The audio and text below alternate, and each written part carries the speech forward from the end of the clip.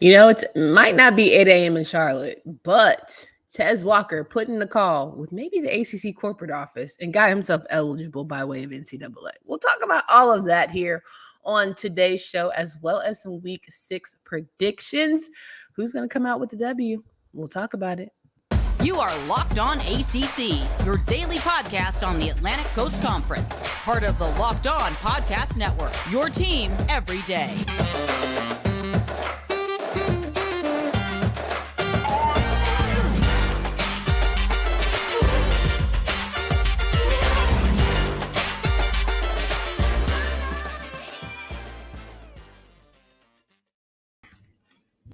Hello, everybody. Welcome to today's edition of Locked On ACC. I'm your host, Candace Cooper, joined by Kenton Gibbs of Locked On Wolfpack each and every day. You can find us wherever you listen to podcasts. Make sure you download, subscribe to the pod from anywhere you listen, and make sure that you hit our YouTube page up so you can see our lovely faces and our reactions, real-time reactions. Most of the time we're live as to what you guys talk about each and every day in our comment sections. And boy, do you guys have a time in that bad boy. We've got some Tez Walker talk. We've got some NCAA conversations. MJ Morris is making his debut in week 6. We have your full predictions and how the fans voted for each and every one of these games. So we're going to go over all of that here on today's show. Kenton, how are we feeling today? We got some things we need to speak about. We got some things going on that we need to speak about beyond this whole prediction. And we'll get around to it. But there's some things going on in the NCAA and there's some state legislatures that need to be talked about right now. Yesterday, really, but we're going to talk about it now. It's a 30-minute show. Please help children. Absolutely. These days, every new potential hire can feel like a high-stakes wager for your small business. That's why LinkedIn Jobs helps you find the right people for your team faster and for free. Post your job for free at linkedin.com/lockedoncollege. Terms and conditions do apply. All right, Kenton.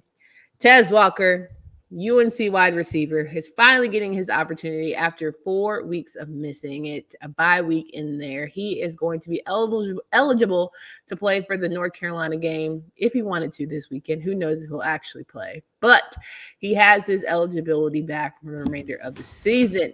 A lot has been said from NCAA, from Bubba Cunningham, from Kevin Gushkowski. I know that ain't his name, Gushkowitz, really, but here we are. Also had statements from Mac Brown, statements from Ted. Everybody got something to say. But all I really want to hear is the boy playing. Let's do the damn thing. It took long enough. Shouldn't have taken as long as it did. It's just, I'm tired. Thank you, Lord. He gets to play. Yeah. And, this saga dragged on much too long. This Tez should be playing. The transfer from Central should not count. When they canceled the season, that should have let all those players get a transfer that doesn't count as a transfer. Sure. With that being said, state legislators and power brokers in politics leveraging their hand in sports needs to stop. And I'm not saying this because it's UNC. I'm not saying this for the state of North Carolina because I live there. I don't care what state it is. They need to keep their politics out of sports. It does not stop it. Well, politics is the reason that we have an NIL deal in the first place, because if not for California, then we wouldn't have legislation that allows for them to get paid, and therefore it made it all and the whole thing because NCAA just saw that rabbit hole coming. The first domino that kicked off with that, well, not the first domino, but one of the first dominoes is Northwestern players attempting to unionize. Their attempt to unionize was shut down by who? Local courts. Again, keep the government completely out of this. Let that be between the players, their representation, and the universities and the entities in the NCAA. Let that But aren't they state funded? So eventually it does get to legislation, no? So would that mean that private schools would function outside of state legislatures because they're not directly in that? In some regards, yes. Would Duke be a completely separate entity from like, hey, if Roy Cooper so chose to, could he write a letter for them as the governor? Like that to me is like, again, stop it. In some regards, yes. Stop it. It should not happen. That should not be a thing. It absolutely should not be a thing. But church and state is not really a thing when you think about how all of these schools are able to function and maneuver. Like half of the reasons why that some of these states are still standing is because of their athletics. Here's the problem with that. Here's my only problem with that. obviously you run into the problem of fairness. That's the first problem. No because such if thing you're in capitalism, but go ahead. So if you're going to write a letter for Tez, right? And I'm glad that some UNC fans are saying this today. They're like, haha, you salty state fans, we're $1 billion. We're a brand that's worth $1 billion more than yours. You're not as important as us. Haha. But I thought you weren't making this about UNC and NC State. This is hinting at, I'm talking about the fairness point now. There's a direct draw there, because when Chandler Zavala was deemed ineligible to play, nobody came to write letters. Now, I'm saying he that about 45. Go ahead. Chandler Zavala is a rookie in NFL. All right, I'm just joking. And as I was saying, you're getting too mad about this, and I really just want to move on from this. Yes. The reality is they need to keep their hands out of this, because again, there's the fairness argument to, if you do it for one, you got to do it for everybody. You remember when you used to bring the candy on Valentine's Day? It was a reason that you couldn't just give candy your crush and walk away. Everybody in the class had to have it for the sake of fairness. That is the first reason why. If you want to write it as a private citizen, if you want to say, hey, as a graduate of this university, I think you shouldn't be doing this, sure. But as a government official on state letterhead, you should not be. So your biggest problem in all of this is the fact that Roy Cooper wrote a letter, and he didn't write a letter for everybody else. That's really what it feels. Your problem is that your biggest problem is that government officials wrote a letter on Tez's behalf. Your problem isn't the fact that, the NCAA is janky in a scam in a bad situation. Your problem isn't the fact that it's a universal thing and it's a repeated issue that this government or this governing body has. Like that, it keeps coming back to the fact that it wasn't. If it had happened for NC State, would you have the same 10 toes down, blah, blah, blah? Yes. I don't know. Yes. I don't know. And watch this. Anybody who's watched me throughout the years, anybody who's heard me throughout the years, I've talked about this multiple times. The NCAA is about to be gone. I think the NCAA has 10 years left tops as they currently stand. And I wholeheartedly agree with that. I have never been a person to say the NCAA should be doing better. So I don't expect them to do better. I don't expect them to do those things. If we're talking about state and local governments, y'all got more important things to worry about, number one. So you don't think they should be doing, you don't expect better for them. And then at some point, can we not be more vocal about the issues and have other people who have some sort of power be vocal about the issues? Here's the other problem with that. And this goes beyond the fairness part where it's NC State and UNC or whoever. If it's subject to the whims of what a particular politician believes, you could run into a lot of trouble. For example, we've already seen some legislators talk about, well, if players get paid through NIL, we need to tax them. That creates an unfair situation for that state that is unique to that state. That's not fair to the teams. That's not fair to the schools if NIL deals are taxed at a different rate than a regular scholarship or anything along those lines would be. But it's not in other places. You see what I'm saying? No, because there's different taxes in other states. I'm really not following. Yes, there are different taxes in other states. What I'm saying is when government officials get their hands in something, that should be between the NCAA and its players, the schools and the NCAA, you can run into very serious problems. And I'm not saying the government has a hand in terms of enforcing what the agreement is or figuring out if an unfair agreement was made 50 years ago. I mean directly saying, hey, we get to come in and decide what happens in individual cases. We get to heavily leverage our power in individual cases. You're going to run into a very deleterious situation. That is what I'm trying to say. It shouldn't be subject to, because imagine this, right? You talk about, well, hey, if it was NC State, you wouldn't have the same feeling. Well, imagine if they had a different feeling about Tez. What if Roy Cooper was the other way and saying, if you all allow Tez to play, we'll sue. We as a state as you freaking should. Like, what are you saying? No. I'm saying, what if there was the exact opposite feeling from Roy and Josh Stein? What if he said, if you allow this young man to play, we as a state will sue because you're breaking the rules? How would you feel then? You see what I'm saying? Like, government should not be in that. They shouldn't be. Government. Okay. All right. I hear your point. I receive your point. I do not agree with your point, but I receive your point. Because at the end of the day, you're saying something that is just never going to happen. And that's fine. And that's fine. But what I'm saying is, you can't separate church and state. You can't separate the fact that these are public institutions half the time. You can't set like case by case. Like the NCAA don't even know what it really governs at this point. They don't even really know what they govern. And that's why I've always said that the NCAA should. So you can't be mad if a governor who's used to governing comes in and says, "Hey, this is actually how you're supposed to do it." I very much so can be, because again, it's very interesting to me. It's very interesting to me to see how we're already, when NIL first was introduced, we talked about how different schools were going to have advantages based on what their senators, what their congressmen, what their governors and mayors decide to do. And we're seeing it play out in real time, and nobody's batting an eye because it's all something that we can universally get behind. And I'm saying this is a problem, because there's going to be a day where the politician disagrees with what we're all thinking, and then all of a sudden it's, well, the schools, you can't separate church and state. The schools are already tied into the public, and that's good luck to that politician if he tries to do that. Or she. Tommy Tuberville gonna have a real easy time with that. I promise you. I promise you, buddy ain't gonna have not a problem in the world doing what he wants with football. And I get as sure as the sun rises on the east, it sets on the west, but that's another story for another time.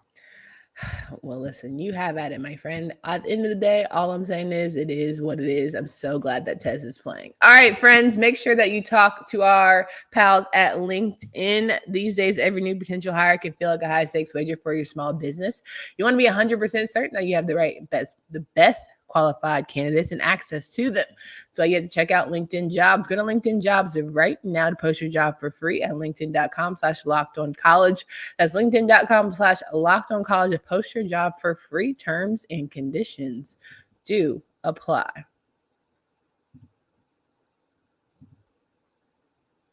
Kenton Gibbs and I talking through week 6. And you know what? I'm glad Kenton has a fan in Leo VT. Somebody got to make him feel good today, because this show ain't going to be me, child. Let me tell you. But maybe it could be MJ Morris.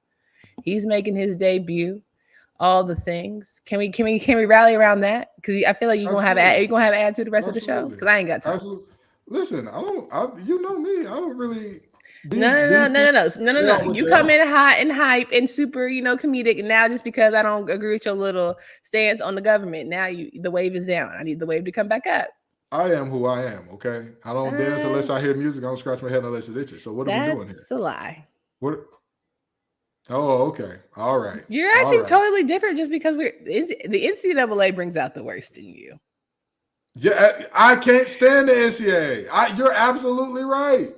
You're absolutely right. It is a gutless, spineless organization that will bend their rules, bend at the whim of whoever, and I don't like them. They arbitrarily decide cases, but we're not going to go there. Come on, let's talk about the fun stuff. Arbitrarily decide cases. What else? Let's talk about. Are we still upset about baseball? Let's talk about the fun.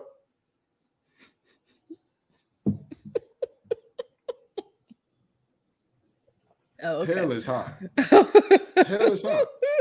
I just hope you know that. All right. Here we are. Boston College and Army. Is the Holiday Bowl? We still upset about that one? Anywho. All right. Boston College and Army at 12 on CBS Sports. It's very nasty to be that antagonistic to your co-host. It's very nasty. And we ain't going to go there right now. But yes, Boston College and Army. That is going to be a game that I think is extremely close. I think it's going to be a toss-up, but I think that nobody except Virginia knows how to pull defeat from the jaws of victory like Boston College, and therefore I think that the Eagles get happily fired because actually, let me take back something I just said. This game is not going to be close. I think that Army rolls in this one. What do the fans say? The fans have Army winning in one of our closest races ever, 52% to Army. All right, William and Mary in Virginia. 4-1 William and Mary, and still a winless Virginia team starting out at noon. Yeah, so this is a game where Virginia, you got to win this one. You got to do it. Come on. Listen, Tony, and Tony. All 3 Tonys. I need all your eyes. Musket, Elliott, Calandria. Come on. Actually, get Tony Bennett here too. I need all 4 Tony's eyes. I need every Tony at the University of Virginia. I need all your eyes right now. This is your one to do your big one. Y'all need this one. This is the game. You have to. This better be y'all Super Bowl because this is the game. If y'all don't win nothing else to prevent that O from being on y'all record, this is the game. I would hope they have some pride about them and they could pull one off because this is a must win. It may not get another opportunity here for the boys in orange and blue. Let's talk about Marshall and NC State. That'll play on our favorite network, the CW, at 2 p.m. Marshall and NC State. Marshall, a very good 4-0 team, playing against a 3-2 NC State Wolfpack team, but they got a new quarterback. Seems to be high energy over there. People are very excited about MJ making his debut. Maybe that changes and turns the corner and turns the page for the Wolfpack. Yeah, and MJ Morris showed flashes of brilliance last year. Let's just be honest. He showed that he was special, that he had the goods last year, and many fans were clamoring for him coming into the season. I'm always a guy that says we're not there every day. The coaches see things that we don't, and all that good stuff. But it became very clear, right, by game really 3, 4, that this wasn't it. The Brendan Armstrong experiment wasn't it. It don't matter how long, that's been a thing. Hey, if he's in his year 6 and he's still making what people are calling freshman passes, brother, you need to go do what freshmen do and take a seat. Take a seat. Yeah. Excited to see Peyton Wilson, who's having an incredible month here. And more importantly, that defense that hangs tough with a very solid Marshall offense that we saw against Virginia Tech. But more notably, just getting back on the horse for NC State will be really important this week. Yeah, Marshall runs the ball. They run the ball very well. And this is a battle of big on big because their offensive line, they got a Florida State transfer, Willis, that's playing pretty well there. They've got a back there that, Ali Rashid, I believe his name is. He's a guy that he's more quick than fast, but I'll tell you what, for a guy that goes about 6 feet, 5'11", he's very, very about 200 pounds, extremely shifty. He can give some teams some problems. So the name of the game for NC State is going to be getting him on the ground. And from there, I don't think that Marshall can beat him. However, Marshall is on a 9-game winning streak. So that's a team with some confidence, and they got the it factor. It's the type of situation where that coworker that don't do their job better than everybody else, but it's for whatever reason, when they come into the team meetings, everybody gets excited when you see their name pop up on teams. That person. That's what Marshall has going right now. What did the fans say between Marshall and NC State? So the fans surprisingly went 74% NC State. 74% NC State. Very interesting there. All right, let's talk about Virginia Tech and Florida State. We'll play at 3:30 on ABC. The Hokies are definitely in for a battle against a very good Florida State team, but a good win certainly helps turn the corner for you. I think that the Hokies are high on their win, but to beat a Florida State at home is going to take an arm and a leg and a couple good throws out of Mr. Kyron Drones. I'm telling you this much. If Kyron Drones pulls this team into pulling off this here upset, if Kyron Drones pulls off this upset here, build the man a statue. Build him a statue. You heard me, Virginia Tech. And there's another quarterback I need to build a statue. Does Mike Vick have a statue? I don't think he does. Not sure. Yeah, there's 2 quarterbacks you're going to have to build statues because there's already one that you need to build a statue. I don't know why he don't got one yet, but there's going to be 2 quarterbacks that need a statue there if he pulls off this one because that's your guy. There's no way you can go away from him. There's no way you can consider going away from him. But with that being said, I mean, Florida State's got 2 freaks of nature on the outside in Johnny Wilson and Keon Coleman. They've got a special quarterback in Travis Hunter. They've got an offensive line that pass blocking wise, they've been solid all year. And that defense, they sure do show up and show out for the most part. But I will say this. The only reason that I'm even saying this in the realm of possibility that Kyron Drones does something in this game is because if it weren't for 18 penalties from Castellanos, Boston College might have did something with him. So it's in the world of possibility. Not saying it happens. It's in the world of possibility that Virginia Tech competes in this one. 1,000%. What did the fans say with this one? The fans said 88% went Florida State. They got the nose rolling in this one. Let's talk about Syracuse and North Carolina, 2 good teams that are looking to turn the page and keep the high energy rolling. Syracuse coming off of a loss, North Carolina trying to come off a bye week and find the vibes. At Kenan Stadium, where the energy will be high with the return of Tez Walker, I'm sure he'll get all the feels. Can Drake Maye finally find his wide receiver 1 and give Syracuse some trouble defensively? Absolutely. We saw it. We see it in Keon Coleman. Receiver is probably one of the easier positions to transfer in and be good at right away. We saw with Johnny Wilson a couple years ago.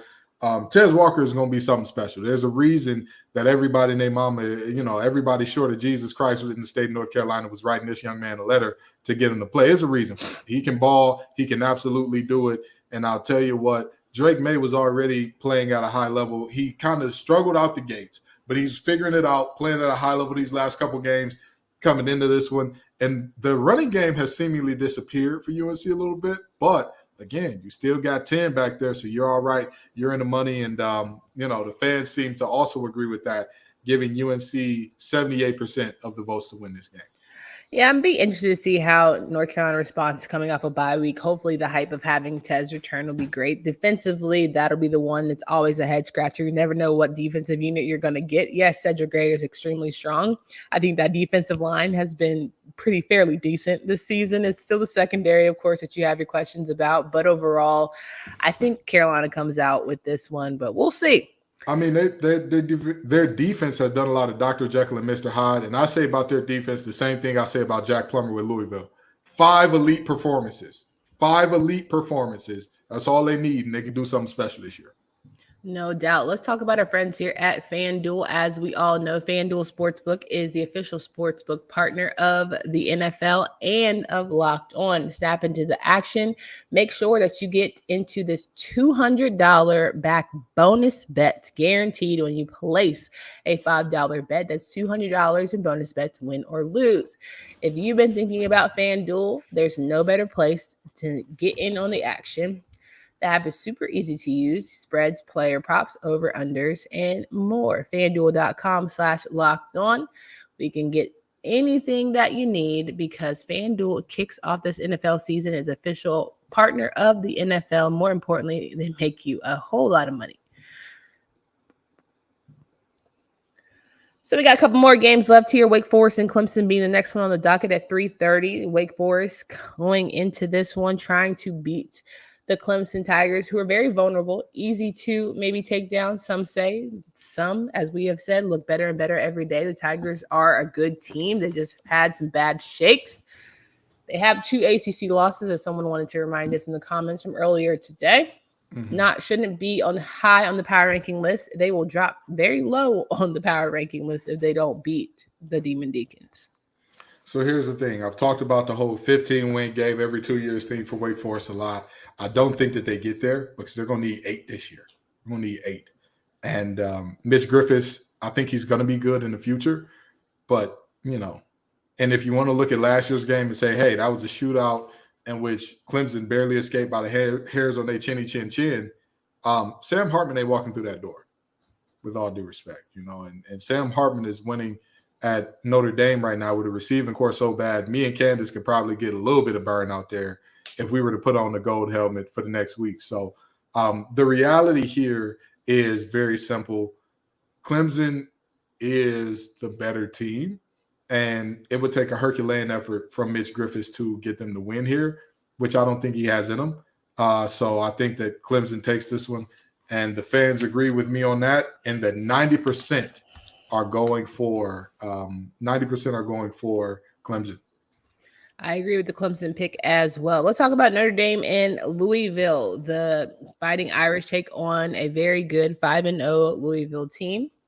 Notre Dame always seems to have ACC teams' numbers. Maybe this time will be different. This is definitely a different Cardinals team. They will crack into the top 15, I believe, if they beat this Notre Dame team. Can Plummer bring out a Herculean effort and performance with the cast that he has? Here's the thing. I've talked about this, and I've eaten my crow about Louisville, and I'll admit one of the best situations for any quarterback in the nation. I mean, that offense absolutely humming outside of Plummer. With that being said, I'm saying that the offense is humming outside of the quarterback. That's a problem. The reality is Notre Dame has 2 of the best corners in the nation lining up out there, and the question is, will they be able to run the ball on Notre Dame? That's going to be a tough out. Well, then you're kind of going to having to pass the ball against Notre Dame and Jack Plummer to not throw up absolute punts to the defense. I don't know if I'd say that I trust him to not do that. Again, they need 5 elite performances. Do they get them from Jack? I say no, and I think this is a game where he looks better than he did at NC State, but I don't think he looks like a world beater in this one. I think Notre Dame takes a close one here, though. I mean, I think that Louisville can pull off this upset. I think they have the hype going for them. I think the 5-0 mentality, I think they just need that defense to be sound and not let Sam sort of get away with things with his legs, as they probably have learned from watching film against Duke, but certainly not an impossible one to get away with. And if they're 6-0, you need to start having conversations about if they are the best team here in the ACC, maybe behind Florida State, maybe behind Miami. But that Miami team, it's nice to see you again. They've been sliding under the radar, and now they face off against a Georgia Tech team who is known for popping off good ones. Yes, they blew it against Bowling Green, but can they figure it out against the Hurricanes in Miami? I don't know. You know, here's the thing. The spread for that game, I want to say, is like 24. I think that they cover that. They're not going to win this game. They don't have the depth to win this game. I think that they can make it interesting. I think they can make it tight. I think they can make Miami kind of sit up in their seat a little bit. Miami's going to take this game. They're too talented. The reality is, I want to say that Georgia Tech is 131st in the nation in stopping the run. And although that may not be what people think of Miami as, it doesn't matter who you are. If a team is 131st out of about 135 or 140 teams, however many are in the FBS, that team is terrible at doing that thing. If this team can't stop the run, don't worry about it, because they got some dudes up front in Miami. That Matt Lee, that Zion Nelson, that Barmore, the guard from Alabama. Yeah, all right. You're gonna have a real fun day if you can't stop the run against that front. And I think that there will be tons of fun had by the Yellow Jackets this Saturday evening.